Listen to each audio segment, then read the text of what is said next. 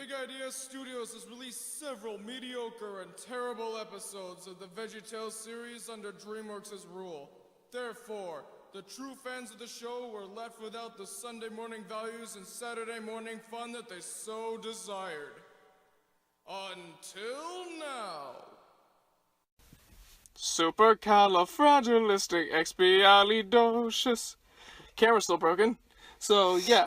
The Fantabulous Sherry Dawkins. For those who don't know, I was recently in a play of Mary Poppins as the role of Admiral Boom. Yup, and as we've done with lots of the other plays either of us have been in, we've adapted it into an episode. And we regret nothing.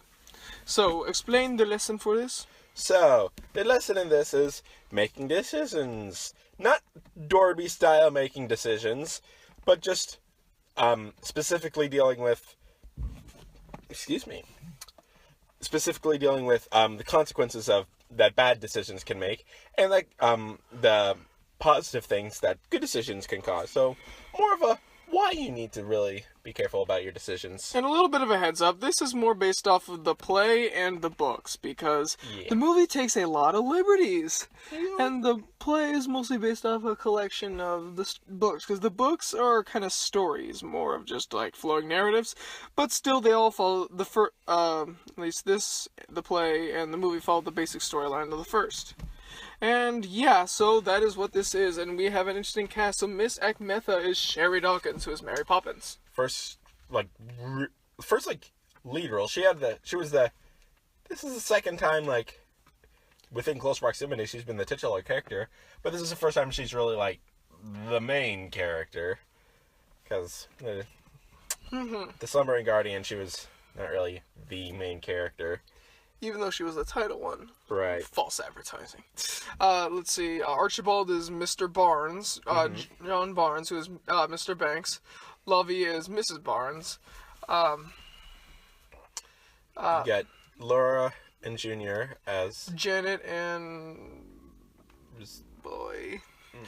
Sorry, they're the two kids. Martin, Janet and Martin, sorry. Janet and Martin, they're Jane and Michael Banks. Boy. Larry is Bird, or Barry in this case. Mr. Nazar is Captain Kaboom, and Mr. Lunt is Lieutenant Barnacle. Admiral Boom and Mr. Binnacle. They're really fun.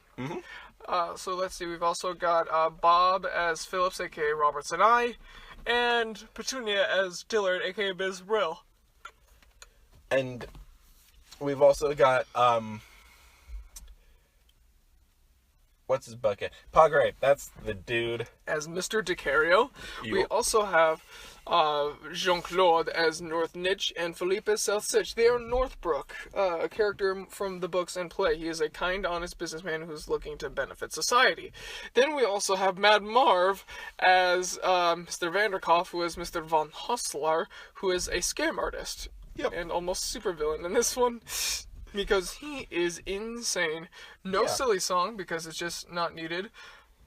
Oh, we also have Magrape as the Bird Woman. Yes. And we also have Mabel as Ms. Lark, or Miss Sparrow in this case. She is Ms. Lark, the girl who is obsessed with, the woman, I should say, who is obsessed with dogs. And we also have Penelope as the original nanny that they have, who they fire, who's the Katie Nana of the story, even though she doesn't really amount to much. She's just in the first scene, but it's just kind of to help set things up. Yep. Now, like I said, there's no silly song. We're kind of putting an end to those because we just don't have the time anymore. We barely have enough time to make these anymore. Right. In fact, we're having to record a lot of these back to back to back to back to back to back. So, yeah, but this is going to be great. I think this is really in our top. Right. It takes towards you'll see it goes into some darker territory than we're used to. It takes a lot of steps, but I think this is one of our most well-written, and I really hope that you guys like it. So, ladies and gentlemen, boys and girls, chimney sweeps of all ages, the Fantabulous Sherry Dawkins. Open to Eliza exiting the Barnes house carrying her suitcases, and Phillips and Dillard chase after her. No! I cannot stand it anymore! Come on, Eliza, please stay, we need you! No, I will have no more part in this family, Mr. Phillips. The children here are brats, and the father is such a workaholic snob, and that poor mother is so browbeaten that she makes you two do everything. I've put up with this travesty for far too long. It's only been 2 days. I don't care. I've had it. If you possibly can, find yourselves a new nanny. Otherwise, good luck. But Eliza, no more. Eliza storms off. Oh, Phillips, that's the 4th nanny in 6 weeks.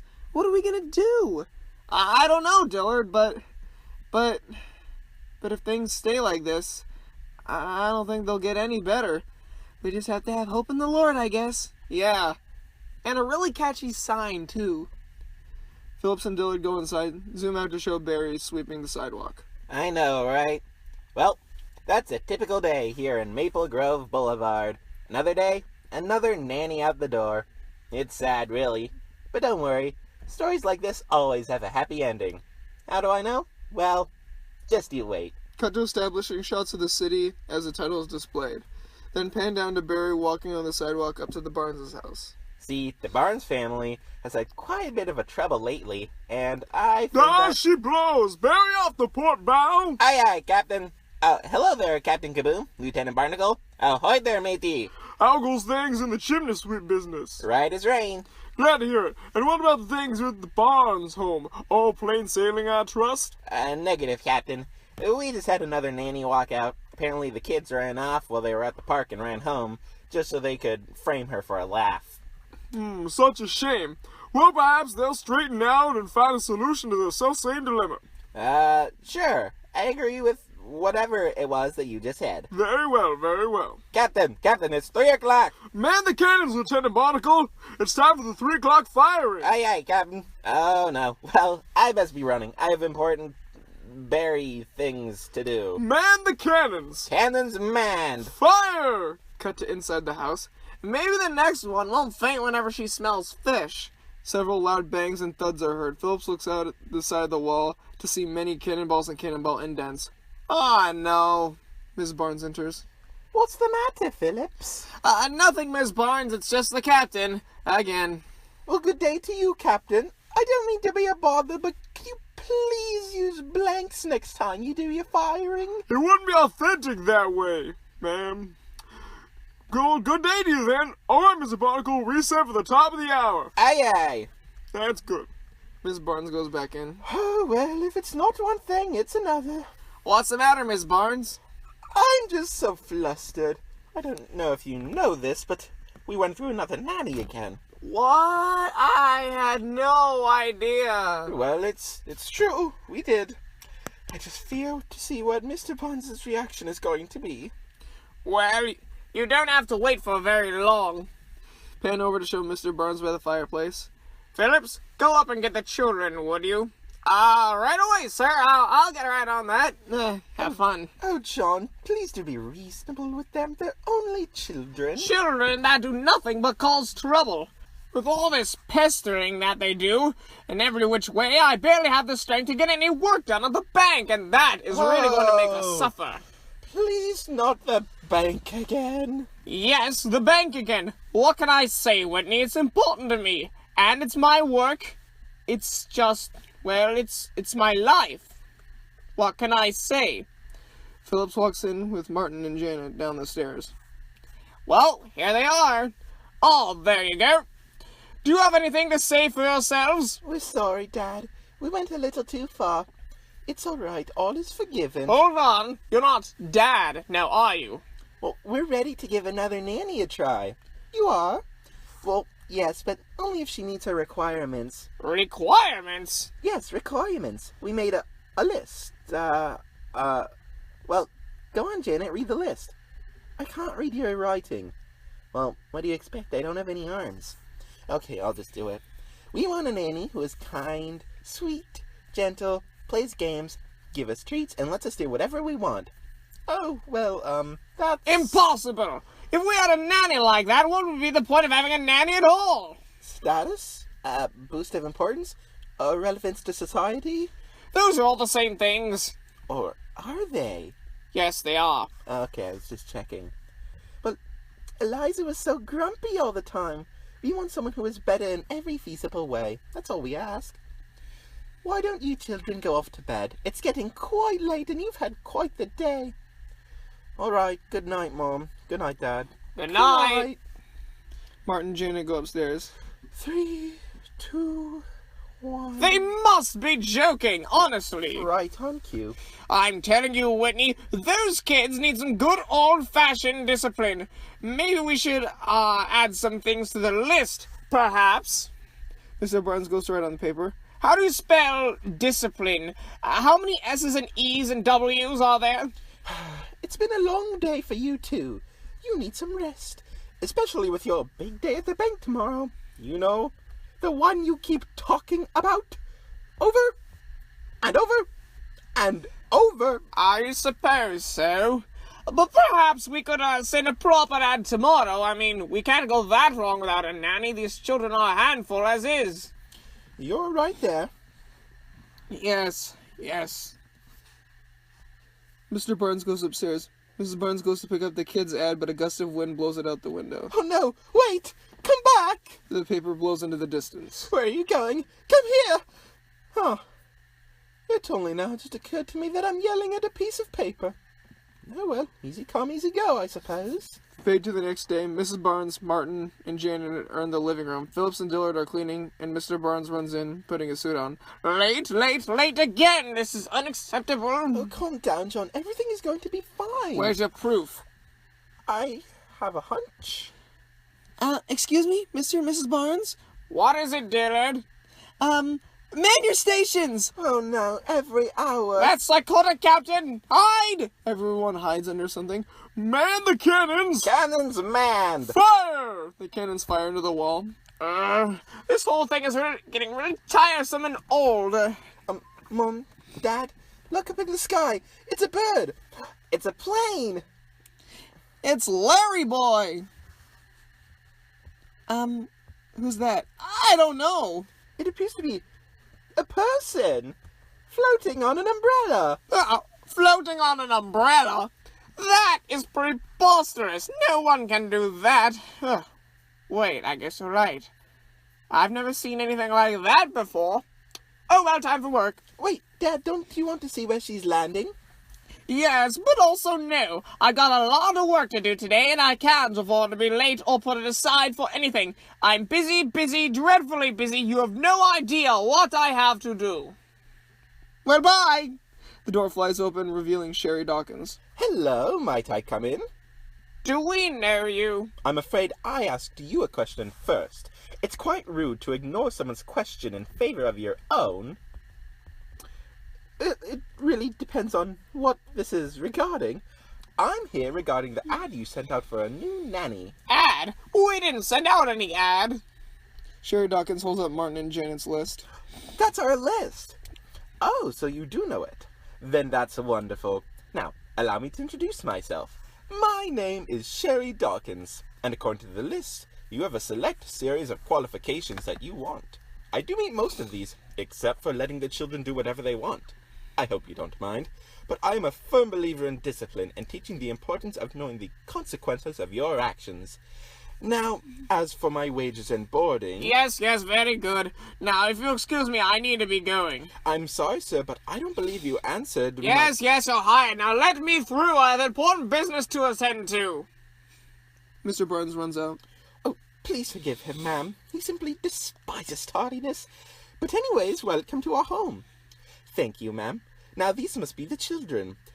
Don't tell me your names. I can guess them. You're George, and you're Winifred. No, we're Martin and Janet. Well, I was close.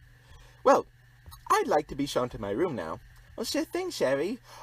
No, not Sherry. Only Sherry Dawkins. Never just Sherry. Why is that? I don't feel that I need to explain my reasoning. Just know that I insist that it be done this way. Right. Okay, then. Janet and Martin show Sherry Dawkins to her room. No.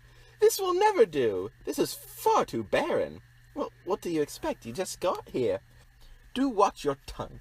No good can come from mouthing off to your superiors. Sherry Dawkins opens up her bag and pulls out a bed, a set of curtains, and a rug. How did you do that? Do what? That. If you could specify what that was, perhaps I could answer. How did you pull that stuff out of that bag? Is that bag magic? Don't be ridiculous. It's just that I'm a very efficient packer. Now that orientation is done, we can begin our day. How's about a trip to the park, children? Not the park. It's so boring. There's nothing there but birds, statues, and creepy old ladies.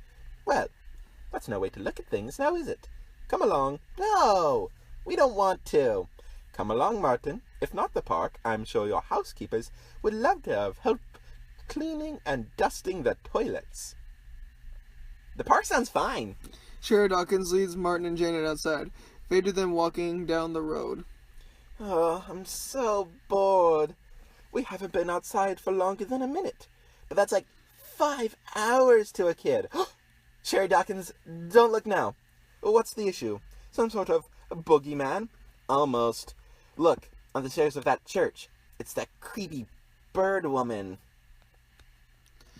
Feed the birds tuppence a bag. Tuppence, tuppence, tuppence a bag. Now, be reasonable, Martin. She may be a little obscene and vile looking. I can hear you. Oh, very sorry.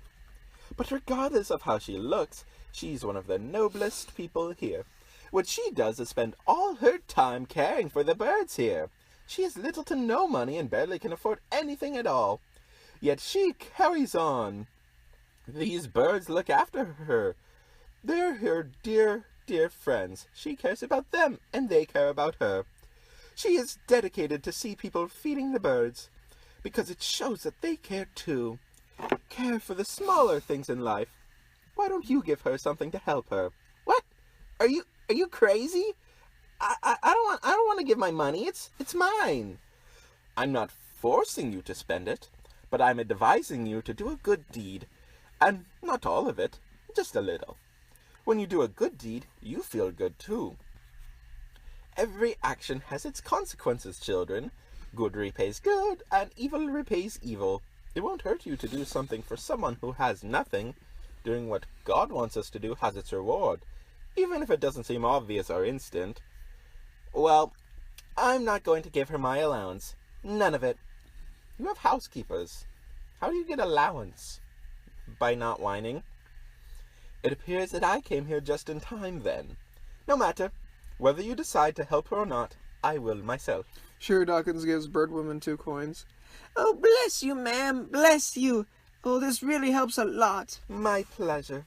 Thank you. Look at her face. Look how happy she is.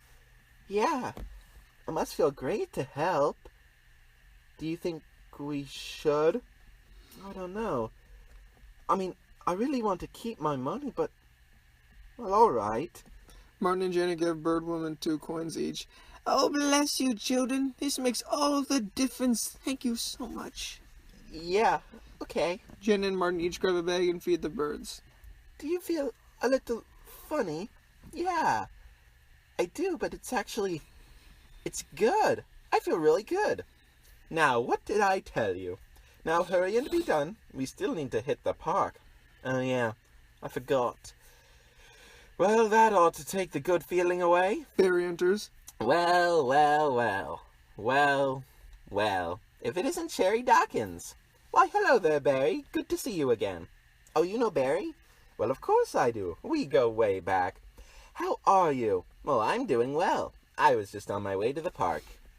So are we. Why don't you join us? Well, sure thing. Come on, kids. Fade to the park. See, what did I tell you? This place is boring. There's nothing here. Why don't we go home and watch paint dry? At least then something will happen. Well, now that's no way to think. All it takes is a spark, and something as plain as a park becomes a wonderland. So we're going to see a staged version of Alice in Wonderland? No. Boring. You're just like all of the other nannies, claiming that parks are good for us, but really trying to make us bored out of our minds. Well, that's not the point at all. Perhaps you need a more open mind. Plus, they're here. Who's here? Them. Remember what I told you? Without proper nouns, one can hardly follow your muddled speech. Them, the common children. I haven't seen children like them before. I wouldn't consider them to be so common. No, they're the non-privileged children. Dad says associating with them is beneath our status. As you can probably tell, their father has some issues. He probably wasn't allowed to go outside as a child and lived in a big plastic bubble. Or at least, that's what I like to imagine. It's kind of funny picturing him running around in a bubble like a little hamster. Well, this whole thing is quite absurd to me. It's hardly riboflavus belterific hypoaliphracus. Wait, what? That's not a word. It is too a word. I find it to be a quite useful word at that. Well, what does it mean? It means anything you want it to mean. It still sounds made up to me. Excuse me, you there? Me? Yes. What is the most fun word you can think of?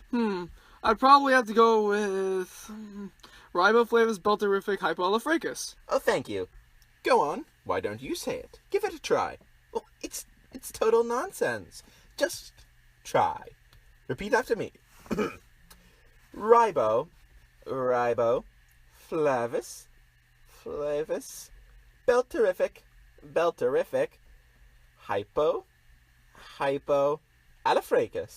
aliphracus. Riboflavus belterific hypoaliphracus. No, I'm not saying that. Very well then. Come along. I'd rather play a game. Yeah, like keep away with Barry's hat.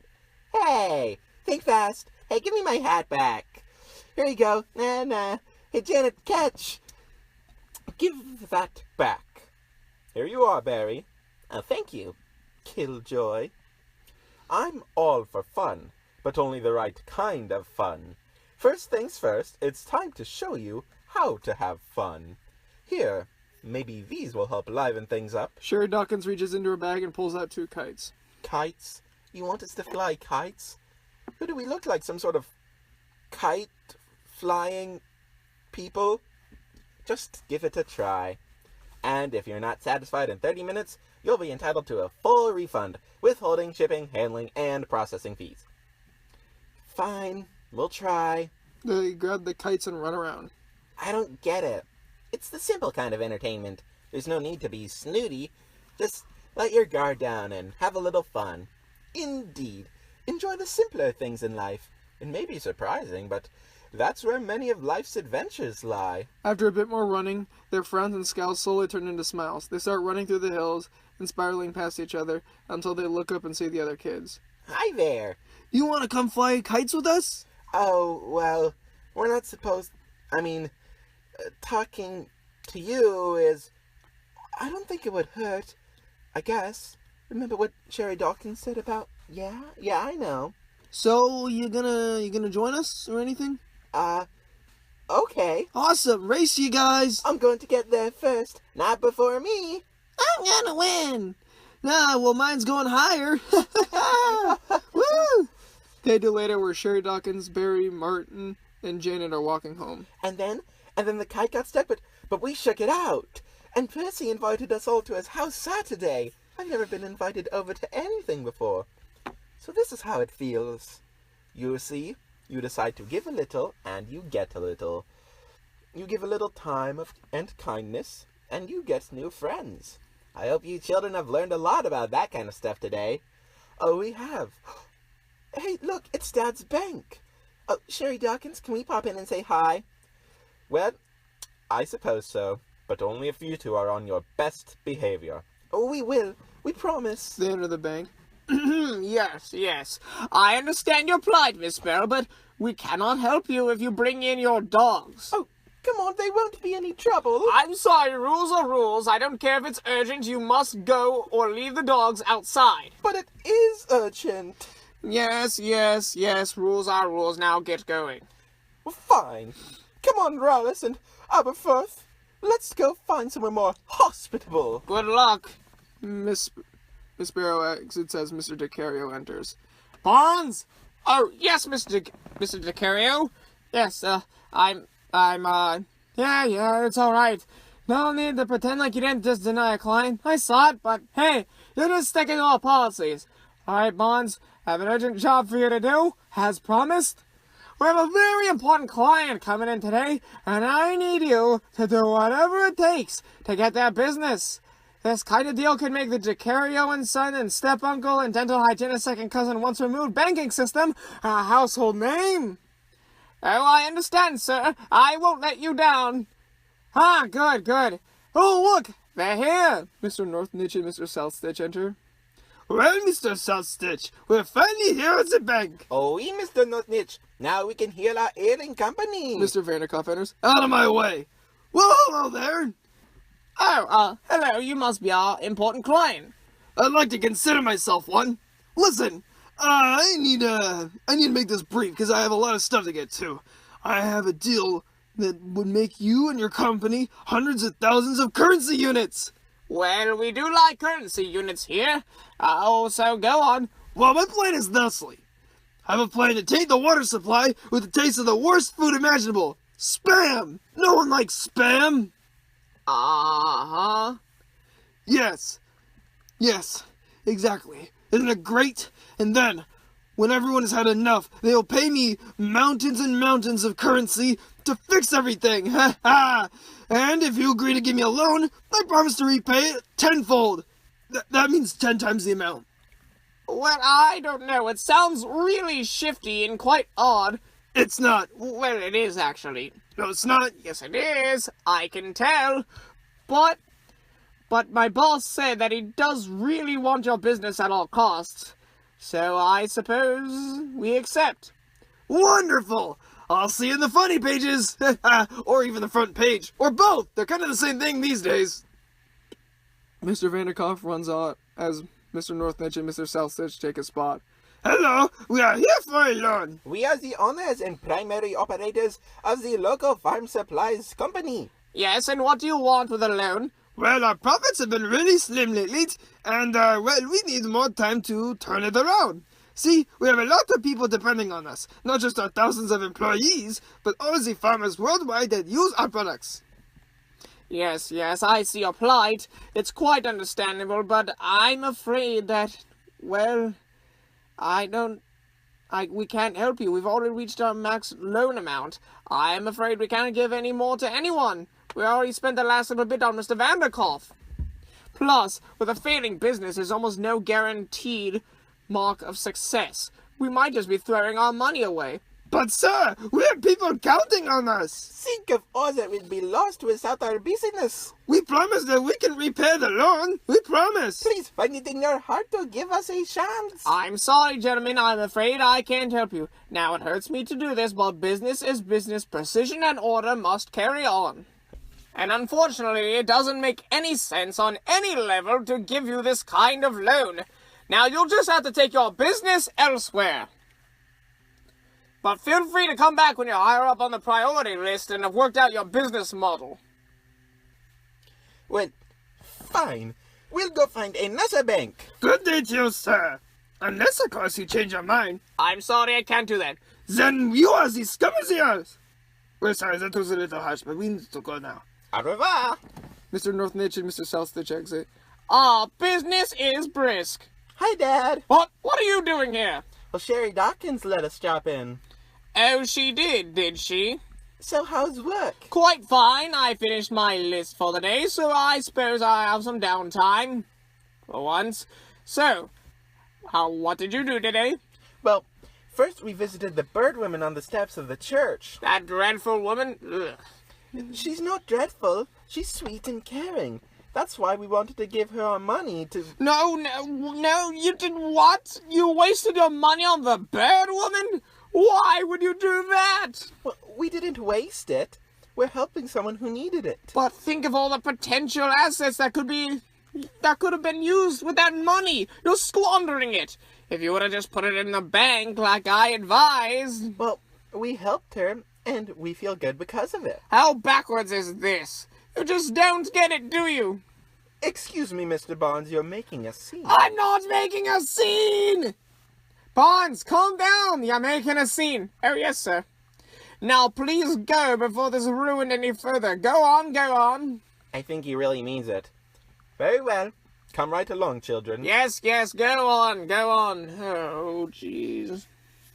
Fade to Sherry Dawkins, Barry, and Miss Barnes watching Martin and Janet play. Oh, I'm glad they had such a good day. Thank you ever so much.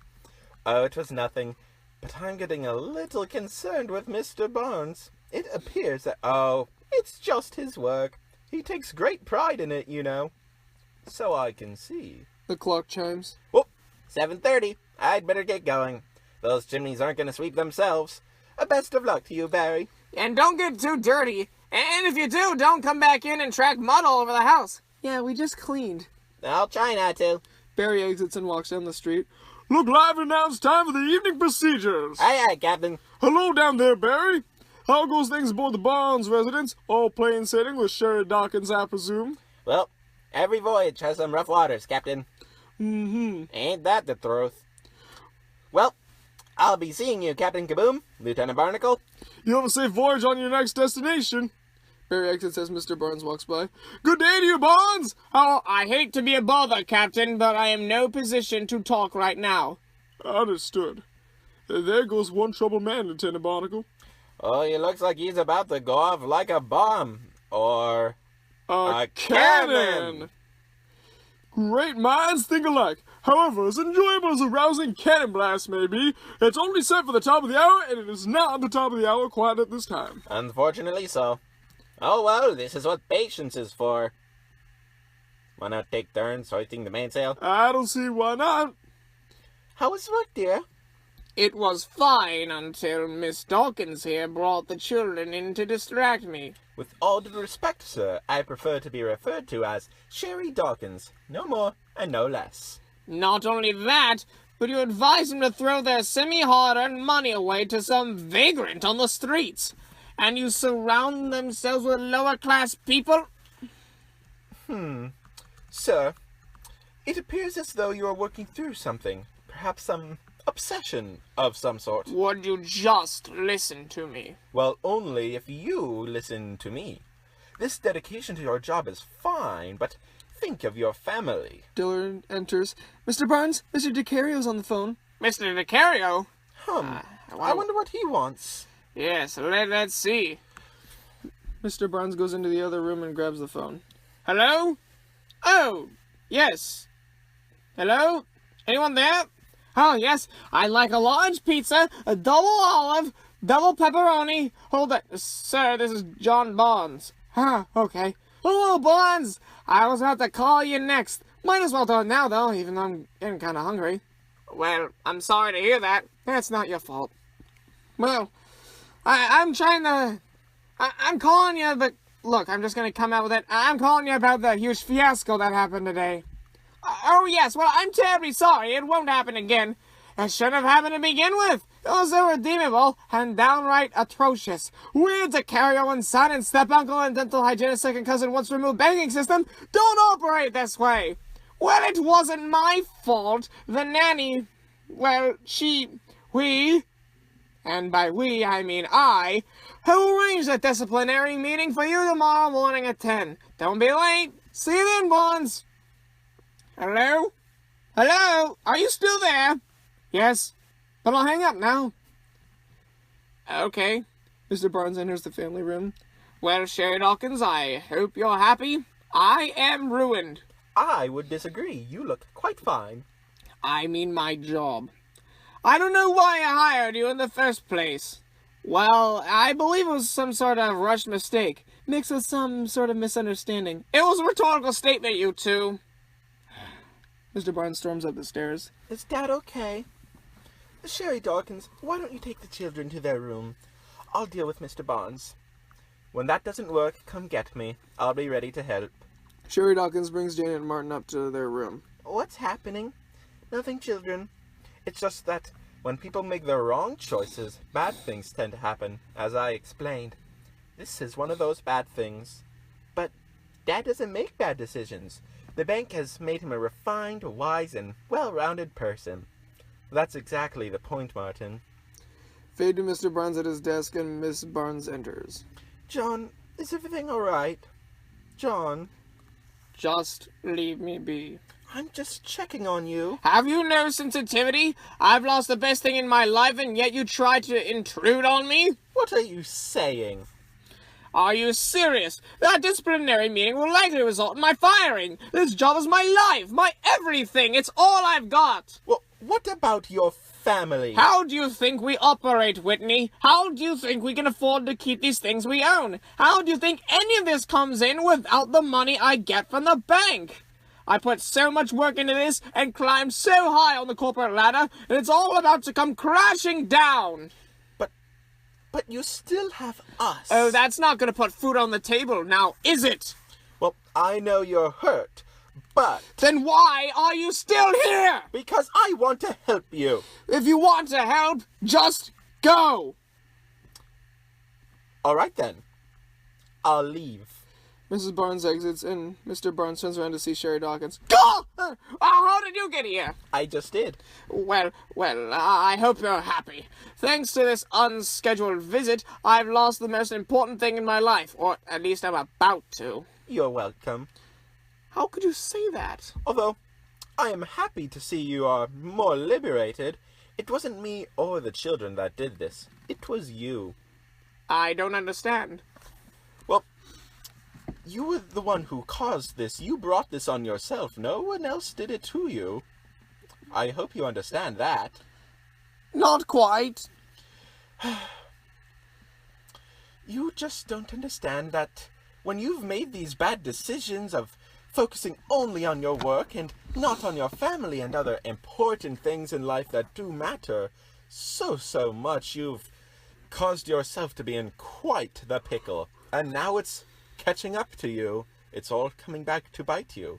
Perhaps if you had made some better choices, you wouldn't be in this position now. Well, if that's your method of teaching, it'd be better if I were dead. Suit yourself then. Your problem is worse than I thought. Your job is to tend to the children. Mind your own business and do that. Very well. But just know one thing. God did not call me here to save the children. He called me here to save you.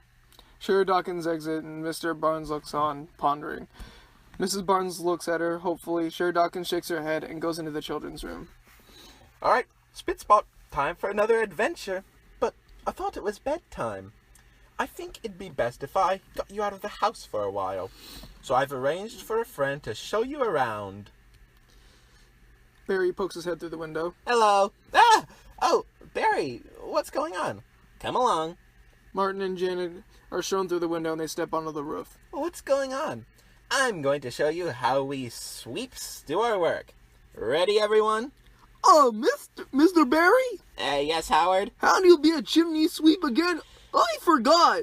Every time. Well, we step in time, pick our knees up, link our elbows, and down the chimney. Just like that. You kids want to give it a try? We'll get very dirty. Well, that's not a problem. This just seems like a bunch of chores. Well, we could really use some help. Would you please? Well, as Sherry Dawkins tells us, we can get a good feeling for helping others indeed. That's swell. Grab a brush and let's go. Pick your knees up, step in time. Link your elbows, step in time? Yeah. I mean, we don't have knees or elbows, but it's all just a metaphor. All right, let's go. Barry, the kids, and the sweeps dance around, shoving the brushes down the chimneys and dancing. The kids seem to enjoy it. Fade to the window of Captain Kaboom's house. Oh, Lieutenant Barnacle, wake up! What is it? We're being attacked by Hottentrops! Uh-oh. I hate it when that happens. Yes, man the cannons! Where are the cannonballs, sir? We're gonna have to find something else!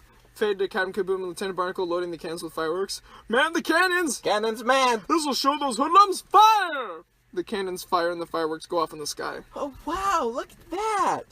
That's so marvelous. You see, the most marvelous things can happen when you least expect it. Oh, pretty! Oh, sorry, Barry, I didn't know it was you. Oh, that's fine. Very nice fireworks. Thank you, it was the best we could afford. Fade inside Mr. Barnes' office. How do they expect me to get any work done with all this racket? Maybe Miss Dawkins was right. Maybe I do put too much focus... No, I mean, I'm such a high official, I have to. It's only healthy, it's completely fine. They totally understand, there's nothing wrong with it. Now just gotta press on for tomorrow. Fading the next day. It's dark and cloudy. Mr. Barnes storms through the parlor. Mr. Barnes, would you like your coffee? Don't talk to me. Mr. Barnes leaves and walks away. Solemnly he passes by the bird woman at the stairs of the church.